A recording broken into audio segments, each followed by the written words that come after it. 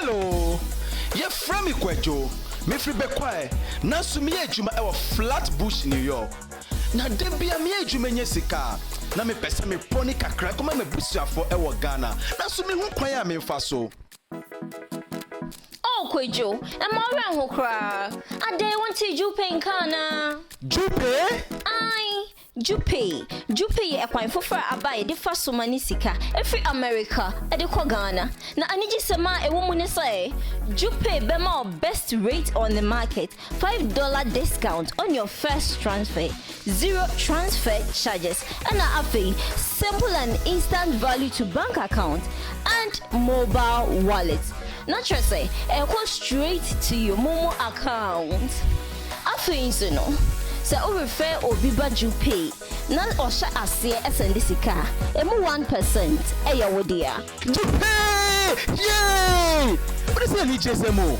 Ghana from Wabrochire. Mufa Jupe ness and Sika Musa for our Ghana. Oh, Ghana Swa. Catch up a busa for say, Omofa Jupe and Senosika embryo. Jupe! Number 1!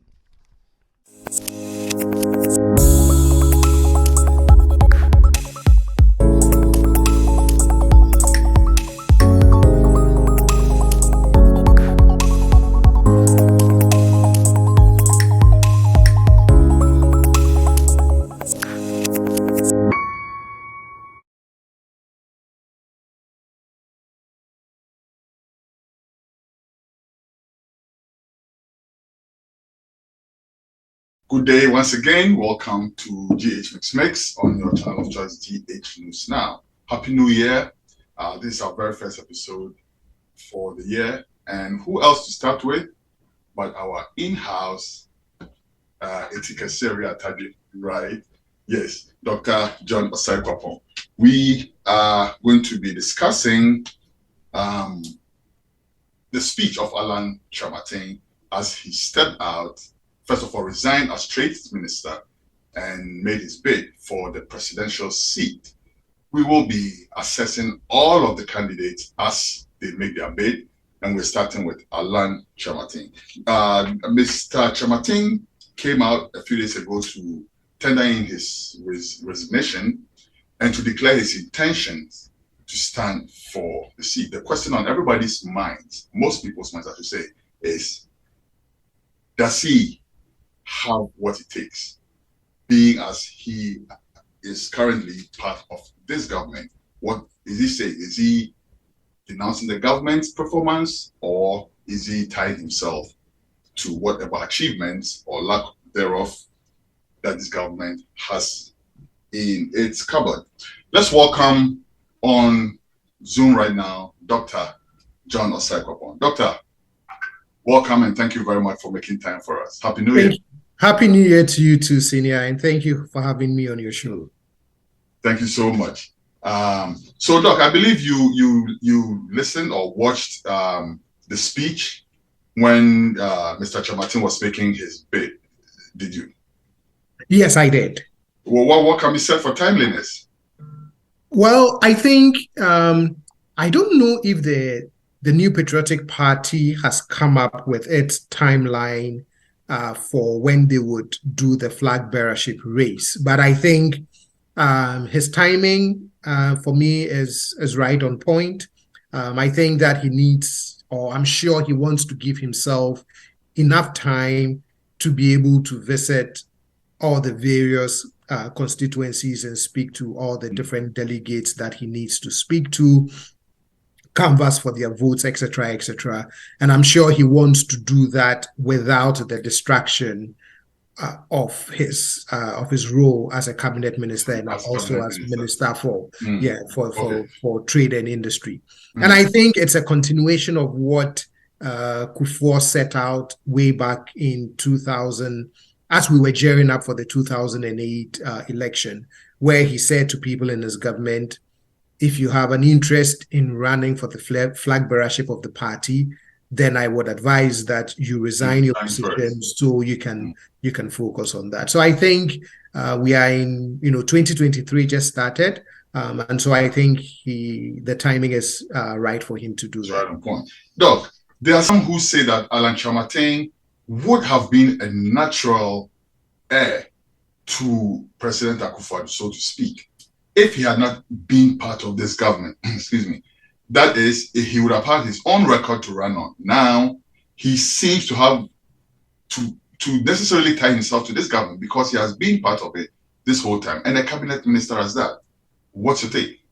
So, in terms of him being a natural heir to Nana Akufo-Addo, I think we have to look at it from two different angles. First, we have to look at it from within the party, right? That once President Akufo-Addo was done, who was then going to be the natural successor to be the next flag bearer of the party. And if you look at the trajectory since 1992, we've gone from, the late Prophet Dubois-Ahine, then you had the narrative that once Kufuor got on, it was quote-unquote Kufuor's turn. And then towards the end of Kufuor's time in office, then the narrative was that it is Nana Akufo-Addo's turn. But notice that along the way, Mr. Alan Kyeremanten has also had his own presidential ambitions, which people, have been very aware of. And so when you look at that trajectory, then it would seem as though he would have been the next logical person after President Akufo-Addo to become the flag bearer of the party. But the political dynamics have changed. And especially if you throw in the Dr. Bawumia factor, yes, and the role he has come to play in the party, especially during the 2016 election, it changes that dynamics a little bit about the natural heir after Nana Addo Dankwa Akufo-Addo. So that's one when you look at it internally within the party. If you look at it in terms of the next NPP president, should NPP win this or a subsequent election, one of the things that Mr. Alan Kyeremanten, I noticed, tried to do in his speech was that, and I think all the flag bearers from the NPP who have been a part of this government would have to wrestle with that. They have to walk a fine line between what they want to embrace and not embrace about this NPP government, because we know that there has been some major economic challenges over the last couple of years, right? Yeah. So to what extent would they try to embrace the good things about this government? To what extent will they try to disassociate themselves from the challenges of this government, whilst also not making it look like they are abandoning this government and abandoning their party and sort of trying to say, well, quote unquote, I wasn't part of it, when as a cabinet minister, you are also part of that government. And I think that seems to be Alan Kyeremanten's burden right now, because he seems to, everybody knows he had his own ambitions before he was brought in to serve with this president. However, he's caught between a rock and a hard place, because he really cannot dissociate himself from this government, even though he actually tacitly, every now and then, hints on that. And let me give an example and tell me what you think about this, Doc. Because he says in his speech, the president has laid a strong foundation for the socioeconomic development of our country, although, and that's the emphasis, although I believe there are things that could have been done differently. Now, he puts it in a very good language, so to speak, right? But we all know that he says something beyond those fine words. Did he miss a fine opportunity to tell Ghanaians what these things are that he refers to, and how he would have done them differently? Because he didn't mention. Again, he and anybody who is part of this government face a very serious dilemma, which is, what do you want to acknowledge? Because if you are part of the government, how do you come out and say the government has failed and therefore I will do things differently, right? You can't absorb yourself from any of the challenges that this government has faced and the angst and the pinch points that Ghanaians have felt. You can't.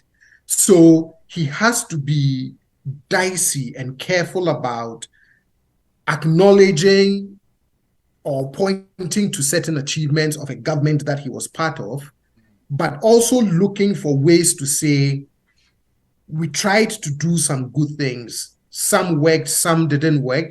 And so if you elect me flag bearer and ultimately if you elect me president of Ghana, here are some of the different ways that I will do things so that we can really get the desired results that we couldn't get when I was a minister as part of this government. I hear you, Doc, and we all acknowledge that it's a very daunting task for him right now, to walk that fine line. However, does he shoot himself in the foot when he says in his speech, and there are more of such examples coming down the line, and I'll point them to you, but he says something like, he's going to build on a superstructure set by this government. And the superstructure that he mentions are things like the flagship, he says flagship programs, namely Free SHS, 1D, 1F, Agenda 111, Planting for Food. And Ghanaians do not really want to hear these things because these are failed policies. Let's call a spade a spade. Why is Alan Kyeremanten tying himself to these things? Again, he has no choice, right? Or he has. Look, I disagree. He could have just not mentioned those things. But think about it. General point. Why is he tying himself to like Agenda 111? Let me just take that for an example. Right. Agenda 111 came after the government had already, declared that it was in distress. Then it declared another policy, Agenda 111, which, to all intents and purposes, has not even taken off. Mr. Kyeremanten is tying himself to these things. Why? But also think about it from this other perspective. The people who are going to vote for him in the primaries are NPP people, right? If you look at who constitutes the delegates for the flag bearership race. And we are talking about people who I'm sure are both dedicated to the party. I'm sure there's quite a chunk of them who are also dedicated to President Nana Akufo-Addo, are loyal to him, but are also loyal to the party and would want the party to be cast in a very positive light. So imagine he came out and said, the government has completely failed, and I want to do things differently. When this is a government that you've been part of, how do you think the delegates are going to perceive you in terms of if they make that calculation of how loyal are you to the party? So again, that's why I keep saying, yes, he could have taken that risk, come out and said,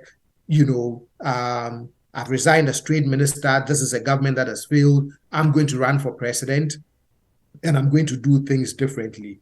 But that would have also been a risky choice, right? And I think his calculus is that I have to acknowledge some good things about this government, but I also have to point to some challenges of this government and then insert myself in there to say, here's how I think I can do it differently to move us to the next level. And as I keep saying, him, Dr.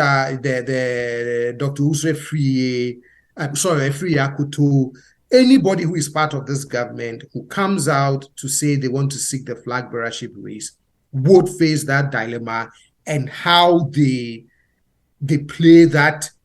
I have to show my loyalty to the party. I can't run away from a government that I was part of, but I still have to find a way to wiggle out and say I can do things better and differently. That sort of explains it for me, even though I feel like he could, I should say, have just, dissociated from some of these things that the rest of Ghana obviously see as, failed policies. But again, to me, he commits the cardinal sin when he mentions COVID-19 and Russia. That's the butt of the joke for this part. That, like, the MPP is the butt of all jokes right now as a result of that, because they attribute everything to COVID-19 and Russia. Why is Alan Kyeremanten doing this? Again, so he's sticking with the party narrative, right? And that party narrative has been, agree or disagree, the government has been very consistent in explaining why we are in difficulties. No matter the evidence that is thrown back, no matter the counter arguments, no matter the counter narratives, they've been very consistent in saying that we face these economic challenges because first there was COVID that disrupted us, and then there was the Russian-Ukraine war. And yes, COVID was very disruptive to all economies globally, right? But at the same time, we also did get a helping hand from here and there to help cushion us against the ravages of COVID. So there's some element of truth to the COVID explanation in terms of why we ended up facing the kind of challenges that we faced. But again, part of it is the government's narrative, and Mr. Alan Kyeremanten is sticking with that narrative, which is, look, we face some challenges, but these are the reasons for those challenges. Again, to me, it's his way of trying to also insulate not just the government, but to also insulate himself against any political liability as a result of the economic challenges we face. Okay, but then to me, he's probably going to face what I would call the real challenge after he secures the party's mandate and goes out into the wider world. Is he going to preach the same message? Is he going to tell Ghanaians, oh, we achieved so much with Agenda 111, for instance? So vote for me because of Agenda 111. Show us Agenda 111. You think he's going to face an actual challenge after he secures, if he's able to secure the party's mandate? Because it's, the way you position yourself during the primaries would be slightly different if you secure the nomination and then now you have to sort of reposition yourself when you face the general public in the general election. But the biggest first hurdle is the party's nomination. Securing that. Exactly. And because of the internal party dynamics, that's why I keep saying he can't really throw the government under the bus. Now, let's say he secures the nomination and he moves into the general election. Sure. Then that one, he has a little more room to quote unquote throw the government under the bus. But even if he does that, he should expect that he would get questions about, well, this is a government that you were part of, so you can't absolve yourself from anything good or bad that happened as a result of this government being in power. And I'll say Alan Kyeremanten is also in a very delicate position because he has once resigned from the party before. Right. Now, anything he does to rock the boat is going to look not too good on him. Don't you agree? Precisely. Right. So when you have this history of a relationship with the party and how that was perceived in terms of your commitment and loyalty to the party, the last thing you want to do is to do and say things that would reinforce some of these notions that have been held about you because of that resignation from the party during that point in time. Okay. All right. Now let's zoom in on the things that he said. Cover as much of it as we can. He calls it the GTP. The NPP is also known for great slogans, and I think he didn't disappoint with this one. He calls his plan the GTP, the Great Transformational Plan. Now, what does that entail? Number one, he says the primacy of the private sector. Now, he says the government's focus must be to facilitate the process of making our private sector competitive. Doc, this is a minister for trades and industry that just resigned for 6 years. What did he not do? What could he not do that he assumes he can do as president? Right. And if anything at all, doesn't that paint a bad picture for the government that he's serving, just like you were saying a while ago, because it looks as if he didn't have the free will or a free hand to do what he's supposed to do. And I mean, that point that he makes is nothing different and is nothing new, right? It's the core of the NPP's ideology and philosophy, right? So if you look at the party's manifestos over time, if you look at Kufuor's time in government and all of the major policy documents. If you look at President Nana Akufo-Addo's time and some of the major policy documents, there's always that emphasis on the core and central role of the private sector as the engine for economic growth. So for me, that is nothing new and that is nothing different. That notion is at the heart of the party's philosophy and at the heart of the party's thinking about how you can get an economy going. Now, ministers can always argue that I don't call the final shots, right? It's like there's so much I can do as a minister because, beyond a certain point, there's someone who has the final say and someone who calls the final shots, and that's the president.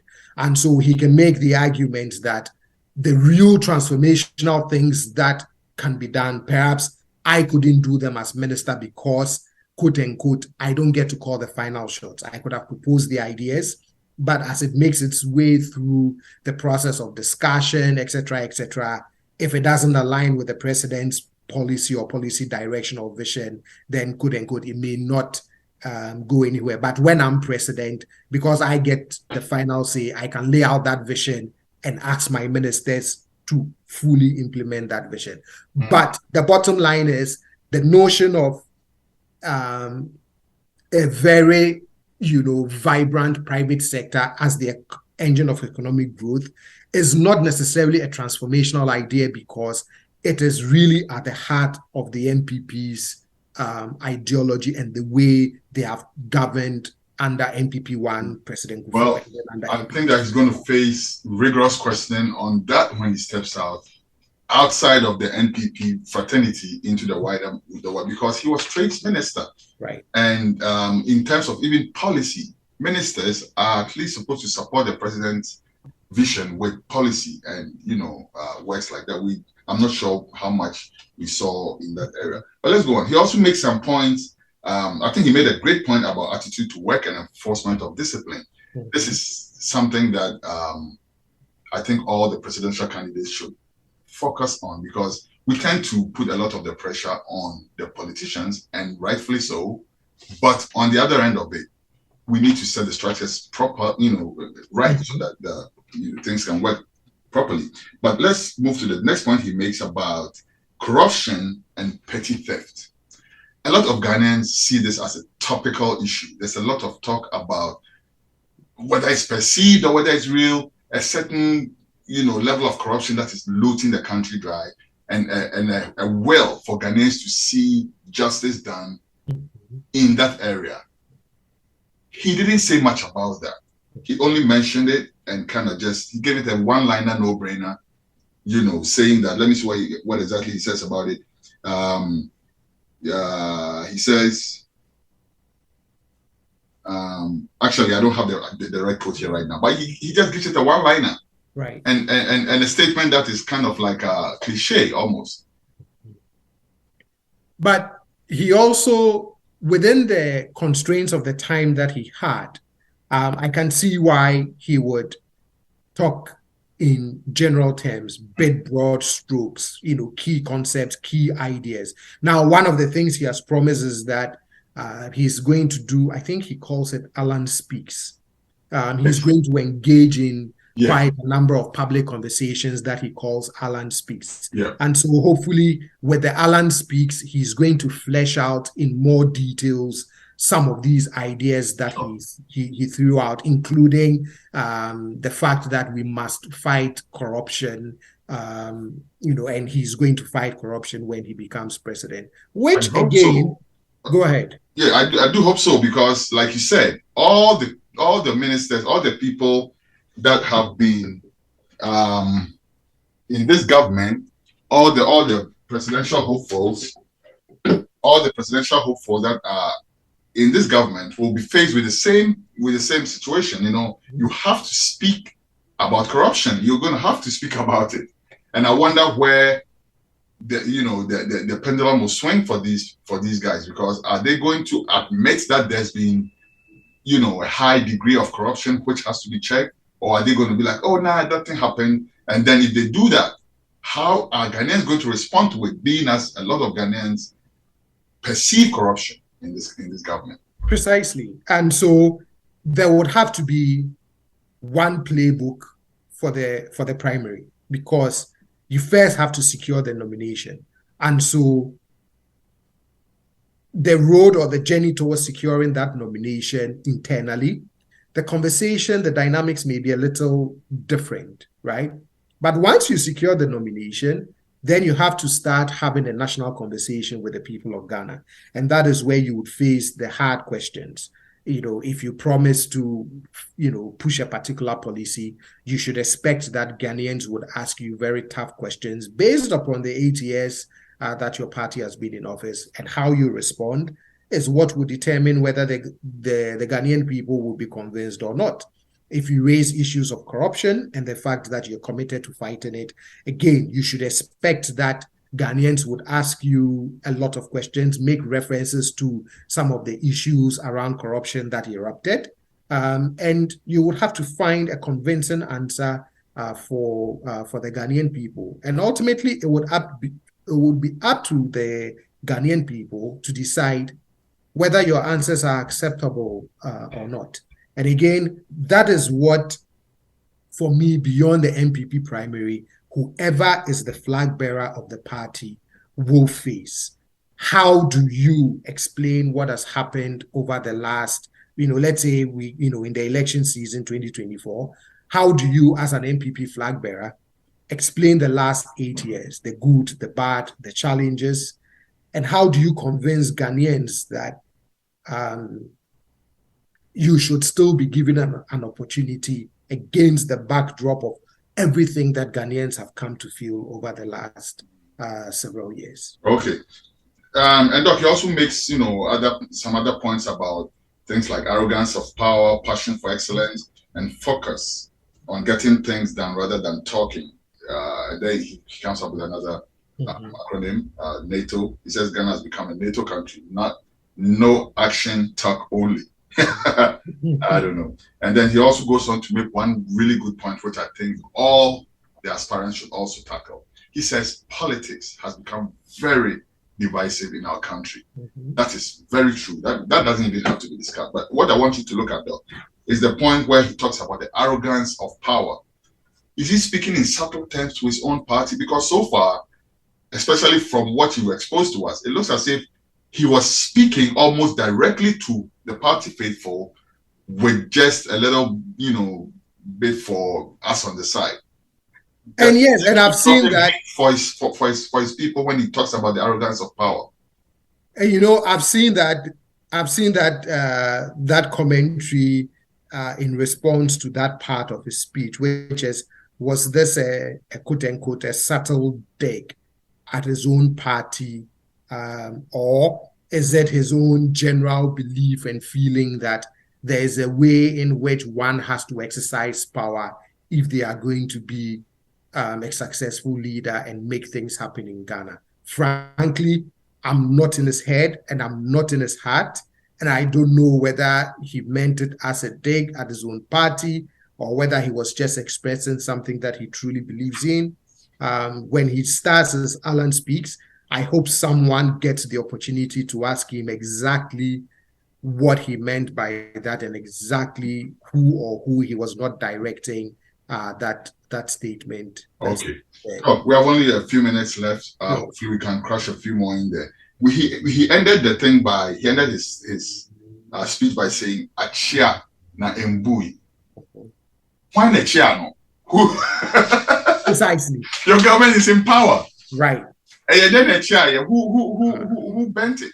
Exactly. So again, who bent it? And I think in one of the speeches that President Akufo-Addo gave, it was one of the first public admissions that we are in unprecedented times and we face some major economic challenges. Mr. Ken Ofori-Atta has also made statements in reference to that in terms of the extraordinary economic challenges that we face. So I think, again, that is in line with the emerging party narrative, which is at least we can admit that there's been challenges and there's been difficult times. the next step then is to explain why we think we've had those challenges and those difficult times, and then to propose ways and ideas of how that can be fixed, which is why, again, I think, he used the phrase "achia imbuye." I took that to mean, look, there are some challenges, obviously, but all is not lost. There is some and it can be straightened. So sort of ending on a note of hope. I see. Okay. Doc, thank you very much. Before we go, though, let's quickly look at some of the other candidates' issues. We'll send us all of them. From time to time, we'll come back, knock on the door, because you so graciously open it. We're not shy to come knocking. But we'll come knocking again to look at all the other candidates, including the National Democratic Congress and the other parties. Candidates emerge. But before we go, let's look at candidate Japan, for instance, who, and briefly, we only have like 5 minutes, so I would appreciate if you can have like a quick minute on him, and then we'll move on to Free Akuto. But candidate Japan, Dr. Nyahota Maklo, who's a stalwart in the party, says he does not know him. He came right back to respond and extol his virtue, so to speak, what he has done for the party. Right. What's your take on that? Oh, but I would be very surprised that people in NPP would say they don't, quote unquote, know who the Honorable Kennedy Japan is. I mean, he's rolled in the party's circles. I listened to his comeback in terms of tracing his beginnings with the party all the way back in New York. He mentioned his boss, who sort of brought him as part of the Dankwa Buzia Club, and then eventually it became. But even if you didn't know that part of the story, I'm sure that even most people, when they hear the name Kennedy Japan, will definitely associate it with NPP. We've all heard stories about things that he has done or has not done for the party, etc., etc. He's offered platforms in terms of media spaces. Dr. Free Akuto, Minister for Agri, has also, hinted that he wants to run for president. What would he be running on, do you think? I'm sure he would have some issues that he's going to come up with. The MPP, you tend to hear the whose turn it is narrative, right? Why Ghnewsnow? In fact, at the end of Alan's speech, the song that was played, there was a line about Ghnewsnow. So for him, so as I'm looking at his candidacy, beyond whatever issues he wants to run on, I'm wondering where the party delegates place him in terms of that line of succession. I see. And I look at him and I'm thinking, Andrew Soye is what I suspect. He's the president's age group, so I don't know how long he can wait. Anyway, thank you so much, Dr. Osae Kwapong. You have taken this discussion to another level where I did not even appreciate. Thank you so much for your time. You're welcome, Senior, anytime. And we'll leave Dr. Bawumia because he's going to be the next to be reviewed. I'm knocking on your door. Thank you so much. Take care. All right. This has been Dr. John Osae Kwapong, great friend of the show, who came to help us look at Alan Kyeremanten's speech. I call it the speech of intent because that's his declaration of intent for the presidency via the flag bearership of the NPP. This has been MixMixx, and my name is kwesibaako. We will see you in a couple of weeks' time. Let me take this opportunity to make this announcement. We are moving. Yes, this studio, this beautiful space that has become almost like a home to this show and to me personally for the past at least 1 year, is not going to be here anymore. We are moving to an upgraded studio space. And in as much as I feel great about the upgrade and everything else that comes with the new space, I know that I have a fond memory of working in this space, and I love it. But yes, next week we will not be here. We will be laying the wires, plugging the cables, setting our levels and everything, and getting things ready in the new studio. Hopefully, we'll see you in 2 or 3 weeks' time. We will let you know via social media. In the meantime, thank you very much for watching. My name is kwesibaako, and this has been MixMixx. I come in peace. I come not to please. I'll see you soon. Have a good time. Goodbye.